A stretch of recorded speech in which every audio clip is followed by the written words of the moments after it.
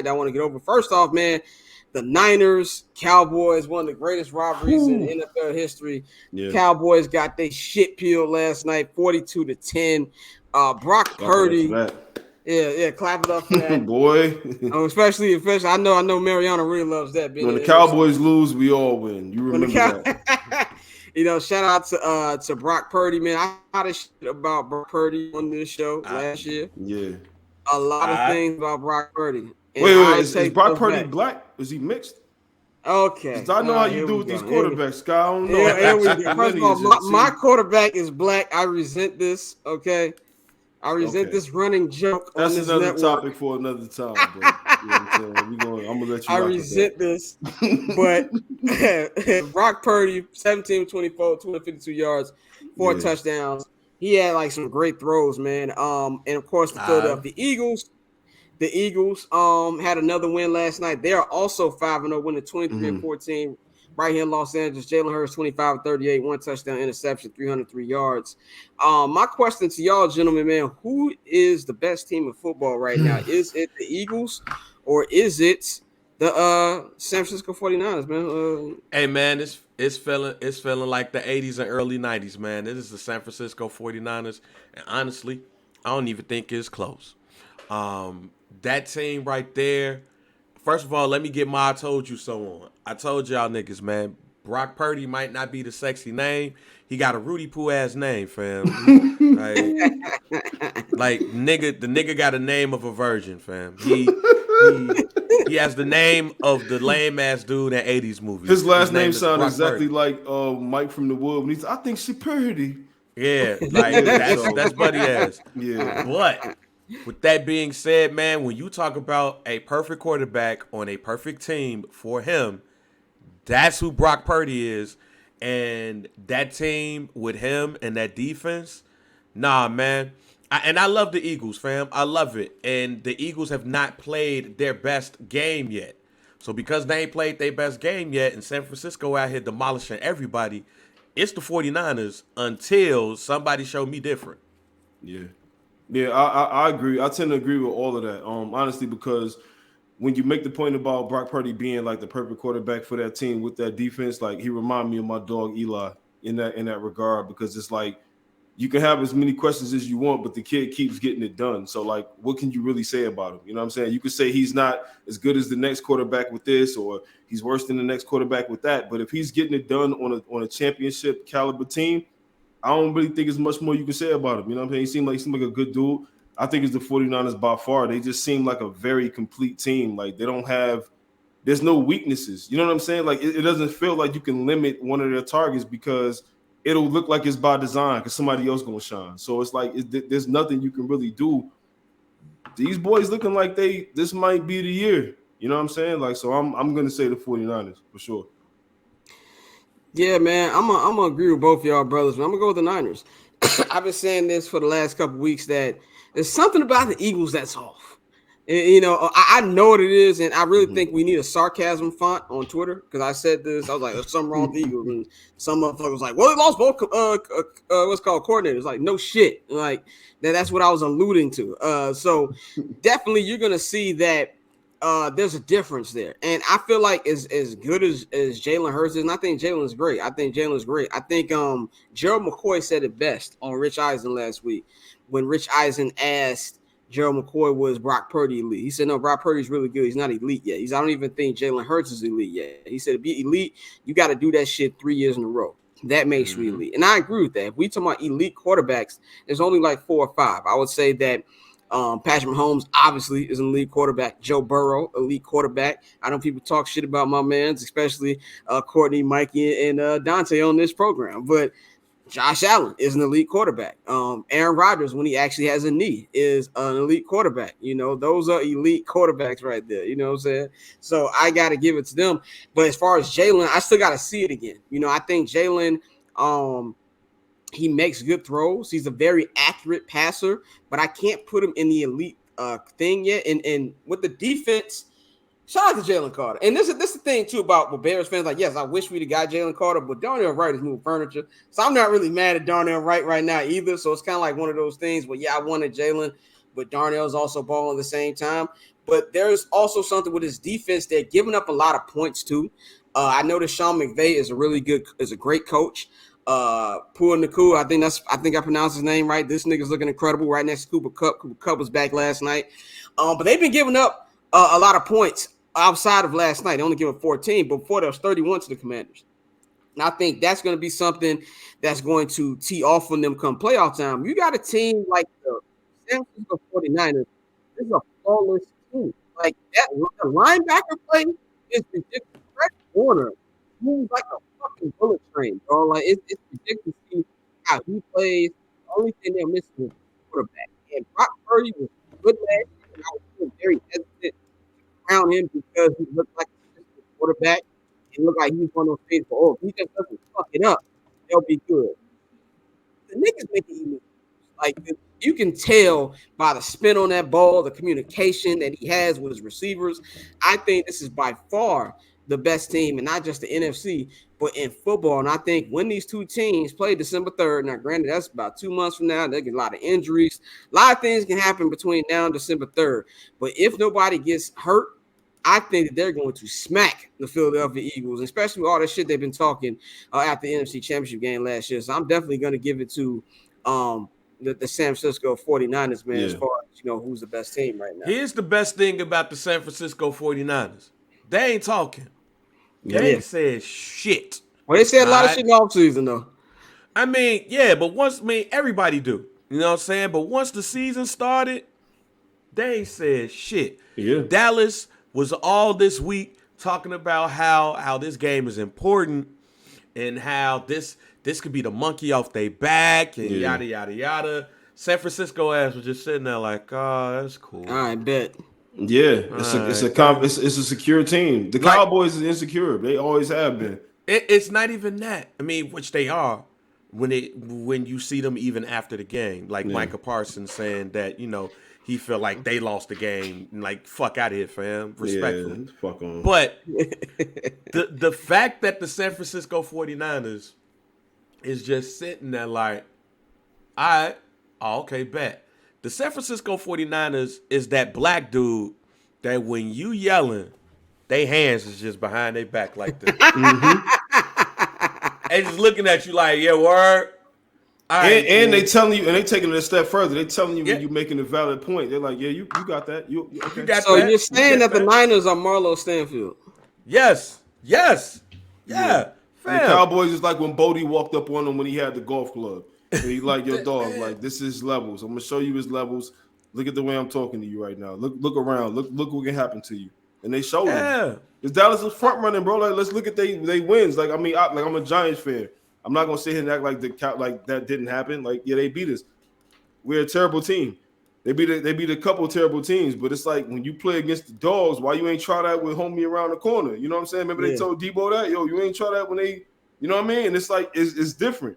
It's just a different level. So it's like getting exposed like that, dog. And Michael Parsons, man, I feel like I've probably never been able to say this in my life until now, but he's like a likable cowboy. Like what he does on his podcast, how he give credit to other people. He's the likable cowboy. He's the only one that I can think about like in my entire life. I mean, that's how I feel about Justin Jefferson. Like, I really like that guy. You see what I'm saying? Yeah. So it's like I get that, right? So I understand when he's talking, but when he says shit like this, like, oh, the score isn't. Can I say that about week one then? No, I don't feel like there's that much differences between us. They beat us 40-0, but that score doesn't really tell the whole story. That's not a real indicator of what kind of team we are. You know who talk like that? People that lost the game. They talk like that. Nobody that won the game is gonna say the score wasn't indicative. No, it was. We're better than y'all. We showed y'all. Yeah, 42-10, fam. You should not say shit about the score. What are we talking about? And you know what's crazy? Because I went to sleep. Like, first of all, let me say this. Fuck the Ravens. Because they messed up my parlay. I was about to say, listen, and before you even said that, I said you sound like a better because only a better would say fuck the Ravens. Fam. Now, Bane came in the group chat very upset about that yesterday. Like, they've been killing people tickets for like 4 years, bro. Like, and I know we're gonna talk about them a little bit later, so let me just get that out the way. Fuck them. But also, so I getting it out the way, like let me get another real quick parlay for the late games. And I text my man Mike B some dude check us out, and I checked my cousin. Oh, and I looked I had under 45 for the game because I'm thinking this is going to be a defensive game. This shows you how much I respect the goddamn Dallas Cowboys at this point. I text them both. I know Mike is a big Dallas Cowboy fan, and I say, "Yo, should I go ahead and cash out?" I sent them the ticket. Mike was like, "Nah, man, cashing out is for quitters." I text my cousin. My cousin was like, "Yeah, I don't respect that cash out number, so just go ahead and keep it." All I'm thinking is I'm about to give me an iPhone 15 with whatever happens. I went to sleep part of the second half. I just nodded off. And I woke up and I was like, yo, what the fuck happened to the game? Let me cash this shit out, man. And, of course, the cash out number was nowhere near what I could have got if I would have went ahead and did it. Man, after the third quarter, I was like, yep, this game, let me go ahead and go to sleep. That's how much I looked at that game and was like, yo, first of all, one, it got out of hand. And two, the Dallas Cowboys were trying. Look, rewatch the game. This is the interesting part, which is why I say the San Francisco 49ers is far and away the best team in the NFC. I didn't even feel like they was trying that game. You go look at Micah Parsons versus Trent Williams, because they highlighted that. It was a part of the game where Chris Collinsworth and Mike Tirico was talking about that particular matchup. Micah Parsons looked like he was trying his ass off. Trent Williams was not. Mm-hmm. He was just like, yeah, this is easy. Yeah, just stay away from me. Yeah. Like, this a little nigga right here. The Dallas Cowboys look like on every run, every pass, every defensive play, they was giving their hearts out. Yeah. The 49ers was little nigger in these marks. They was just like, oh, that's it? Oh, man. Yeah.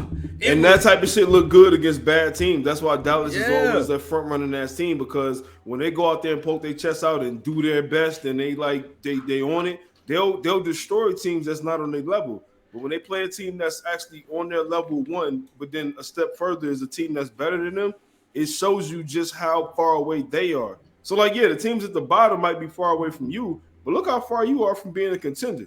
You're horrible. You worse than us because you actually think you good. We know we ain't good. You think you good, though. You think you as good as them, and they beat you by 32 points. Like, all right. Man, that shit was Debo versus the Crit.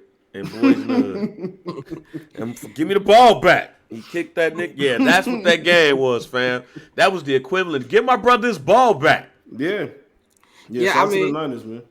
I feel like that's like a perfect segue to the next like point about the fucking Cowboys, man. Mm-hmm. After a while, it's like, what's that old country song? You gotta know when to hold them, you gotta know when to fold them. I don't know who the fuck made that shit. You gotta know when to walk away.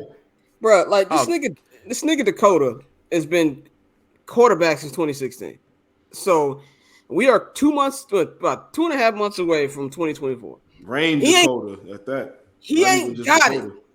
He ain't got it. It's over. Like, they're not going to be bad enough to get into the Caleb Williams, Drake May, maybe even Shedeur Sanders type of sweepstakes that's going to be happening. But them niggas got to move on. Like, Dak is not the one. Is he the main reason why they're losing these games? No. Mike McCarthy is a god-awful play caller. It's like sometimes they forget the CeeDee Lamb exists. So there's other things that go with this. But the nigga stinks. Like, don't come out and say, oh, I'm not going to throw 10 picks. Yeah, you're not throwing picks because you're not throwing it down the fucking field.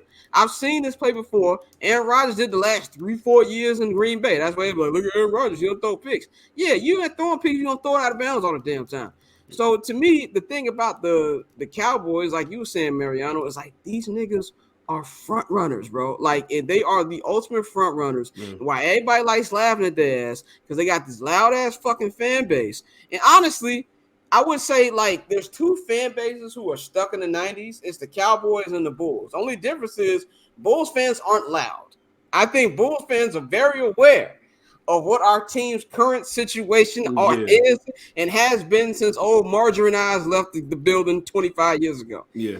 Cowboy fans still think that they are must-see television. Look no further than Steven Jackson saying, y'all all hating on the Cowboys and, we still on TV every week, so deal with it. And it's like, bro, do you realize that you're part of the problem? Because you're supporting this product that's like just good enough to be better than like the average, but you're not good enough to actually get taken serious at the dance. So it's like, like what are you really? You're actually in football hell. You're in football hell because you're way too good to get a high draft pick. You know what I'm saying? But you're way too trashed up to compete for it. So you just treading water, but it's like sewage water. You know what I mean? That somebody just shit in, like just now. The Dallas Cowboys are on TV every week, and so is Notre Dame. Right. Shit. What Michael Wilbon say, my nigga. I'm glad you said that. It's the same shit. That's not the G. flex you think it is, bro. Yeah. Look, and here's the thing. Teams like the Cowboys, organizations like them, Notre Dame, and all of that stuff. And I know they want to. I know Jerry Jones don't want to be old as hell and not get him another ring. I know that. Here's the problem, though, fam. It's not even necessarily Jerry Jones I blame. It's the players. Because it's like when you get into the club, the good club for the first time. Like, I've been going to this ragtag club all my life, and now all of a sudden I'm up in here with all of the bad bitches. You realize you up in here with all of the bad bitches, and you forget about everything else in the club. That's the Dallas Cowboys, fam. You saying it's like when a nigga go to Venice beach bars, and all of a sudden this nigga's at Delilah, and he's like, oh, nigga, hoes up in here. Yeah, so now you just excited to be there, fam. And the thing about it is, as far as the Dallas Cowboys is concerned, fam, is that team that won because they were so huff when they got bought by Jerry Jones, and they were so huffed that first year with like Jerry Jones, and he got all of them young cats. It was the hunger to win. When you are the Dallas Cowboys, when you are the most profitable franchise in sports, what's the drive to win when you get there? What's the drive to win? Dakota Prescott, Dakota Prescott. He gonna be in all of the commercials. He gonna be on the front page of every newspaper and all of that. But do he got the talent to exceed all of that, fam? No, you need dogs at the end of the day. Emmitt Smith ain't walking through that. Michael Irvin ain't walking through that. Deion Sanders, Larry Allen, Mark Stepnoski, fam, Eric Williams, them was dogs. Kim Norton, you know what I'm saying? Darren Woodson, all of them was dogs, fam. And they knew. Even then, the Dallas Cowboys is still one of the most popular franchises, and we in Dallas getting all of the pussy, doing all of the cocaine, doing all of that stuff. And they knew in order to keep the lights on and keep the cocaine on my table, we got to win, fam. We got to win. Now, we ain't there, fam. You going to be on the front page or whatever just because. That's why I said the only dog on that team to me is Micah Parsons. Because Buddy came from Penn State, where he had to deal with Michigan and Ohio State. Yeah. And in some cases, Michigan State getting more love for him. He got the dog in him. And the reason why he said that, because he truly feel like, yo, we better than these niggas. Exactly. But the reason why he feel that way, because he know he the dog. But he ain't got no dogs over there like that. He's speaking for himself, like on behalf of the team, trying to make that their identity. But the thing about, like you said about those old Cowboys teams, Michael Irvin was so great. He said, I don't even want y'all to retire 88. I want y'all to keep giving 88 out, because every time y'all see 88, y'all gonna always talk about me and talk about how great I was. Y'all gonna always talk about playmaking when you see 88. That's how great he was, dog. Nah, keep trotting that number out there on the field, because I'm part of that era. I'm from that era. I don't want y'all to retire my number. I'm not scared of nobody surpassing that type of shit. Like, they know what's going on over there. Y'all gonna always be just good enough. And these sports shows need something to talk about in the morning, and they know y'all gonna lace up y'all Flint Air Jordan 13s with the jean shorts with the Cowboys jersey. They know y'all gonna tune in and they're gonna listen to the Cowboys segment, so they're gonna play it. It makes sense for business. I get it 100%. So when it's a new Cowboys segment on my TV and they trash, I understand why. But those fans that's buying into it is part of the problem, and they getting exactly what they deserve. To be honest, that's what they deserve. They don't deserve They don't deserve a team that's bad enough to get a top pick. They deserve a team that's good enough to win it every single year by, the media standpoint, whatever, and then never win anything. That's exactly what they deserve, and I'm happy every single season that people say they're going to the Super Bowl because I know they aren't. I will say this, and this is very harsh for me to say, considering how I feel about this certain quarterback. I've been calling him trash since before he was drafted.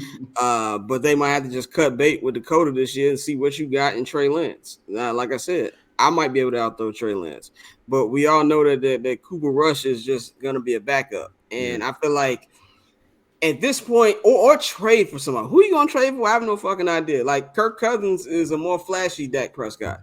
Like he's like, he's Dak Prescott plus. That's what Kirk Cousins is. Like he'll give you the numbers that Dak doesn't have, but he also has the back-breaking interceptions. So that's not gonna get you over. The worst place to be, and not just the NFL, but in sports, is the fucking middle. Yeah. You either want to be really, really fucking good, competing for championships, or you ass, my nigga. But see, Scott, and this is not just for the Dallas Cowboys. This is for sports in general. This is for the NFL especially, right? Who's on the Dallas Cowboys on offense, since offense runs the league now? So as much as I love Micah Parsons and believe that he's top 5 NFL player, you go on all of these shows and these talking heads say he can't even get MVP because he's a defensive lineman. Yeah. So I say that to say this. Who's on the Dallas Cowboys to where you can trust them to take over a game? Only him. Ain't one. Yeah, it's only him. On the offensive side. Oh, yeah, on the offensive side, no. There's a lot of niggas, there's a lot of people in the NFL, right, that's just good. And they go to these teams, and like Scott said, that they're not bad enough to they suck, but they're not good enough to get you over the hump. I think CeeDee Lamb is a decent player. I can't trust CeeDee Lamb. I can't look at CeeDee Lamb if CeeDee Lamb look at me and be like, nah, look, just give me the rock. I got you. CeeDee is no DJ Moore, I'm afraid. Yeah, nah, he's not that. Like, fam, you could trust Jay Novacek ass to be like, yo, give me the rock. Ooh, I nigga, got this, my nigga. Yeah. You can look at Moose Johnston and be like, yo, I got your block, fam. Yeah. There's nobody on the Dallas Cowboys offense that you even fear to even think that. Larry Allen was a fucking offensive guard. Quite honestly, one of the best offensive guards of all time. Yeah. Hey, run it behind me, Jack. I got you. Who's on that offensive line that's going to be able to do that? The Dallas Cowboys have drafted pretty decent, but pretty decent don't get you over the hump. Yeah. There's no dogs on that team. And the crazy thing is, I like Jerry Jones because sometimes I think Jerry Jones be getting talked out of drafting some of the people that he be wanting to draft, and for great reason, but he be wanting them because he truly believe that they dogs, and they be telling him to draft this halfway decent player, and they be stuck in situations like this. Even look at the quarterback situation. They ain't made a splash in the quarterback room. Not to cut you off, but even if I think what you're trying to say too is just because you're a great player don't mean you're a dog. The dog has to be there, you know what I'm saying? Yeah. And the dog ain't in none of these niggas, bro. Like, none of them, bro. Like, Michael Irvin got more dog in him today, right now, than any 100%. Of the Dallas Cowboys that's currently on the offensive side of the ball. Got more dog in him today. Like, fam, it's almost like wrestling, G. And I know I'm going on a little monologue, and I'm sorry, but it's like, look at wrestling, fam. Like, you know the dog coming out, fam. Like, yo, I got to watch. If I'm an up-and-coming wrestler, I got to go watch, like, Kurt Angle when he was Perk Angle to be like, yo, that's that dog, and I need in him. Oh, come on, man. CeeDee Lamb. Hey, Michael Irvin, I know you out there on NFL Network, and you be on the sideline with Deion Sanders, but really, your ass need to go back to the team and preach to these niggas like, yo, I be on this TV sweating my fucking ass off, trying to get y'all to do some shit and telling everybody in the world how, hey, my Dallas Cowboys got this. I be sitting there drenched. My shit be wet, fam. I be dripping on the stage just for y'all ass to get washed 42-10 by a team that I hate. But here's the problem though. Like it's kind of like what Gucci said: you either got sauce or you don't got sauce. You either got You'll the get dog lost or you in it, don't, nigga. Yeah, you can't inherit like you can't like gain dog. Especially You not got when that's the your dog or quarterback. Let's just be real Yeah. about this shit, bro. Like let's Yeah. be honest. Dak Prescott, okay, cool, right? Black quarterback, all right, cool. But what Cam just got done saying with Mays? He ain't a nigga's nigga. I'm sorry, bro. I'm sorry to be the one to say it. I'm sorry to be the guy. Yeah. You look at me, my black ass, and I just talk about eating chicken and naps and all that shit. Cool, but I can still call out a fellow black man for not being a nigga's nigga. He's not. Hey, Mari, I'll even go better than that. I'll even go better for all of that shit that you said, fam. I don't give a fuck who you are. You could be my best friend. The minute you call me a bitch ass nigga, We're gonna have to figure something out. We're gonna have to have a conversation. We're going to have to figure something. We're gonna have to figure out what it was that I said or what it was that you heard from somewhere else that made you say that to me. Because we got Trayvon Diggs in practice after interception told Dakota Prescott, You a bitch get ass your nigga. bitch ass up out of here. I want y'all to do me a favor. And all Dakota did was this. Listen, I want y'all to do me a favor.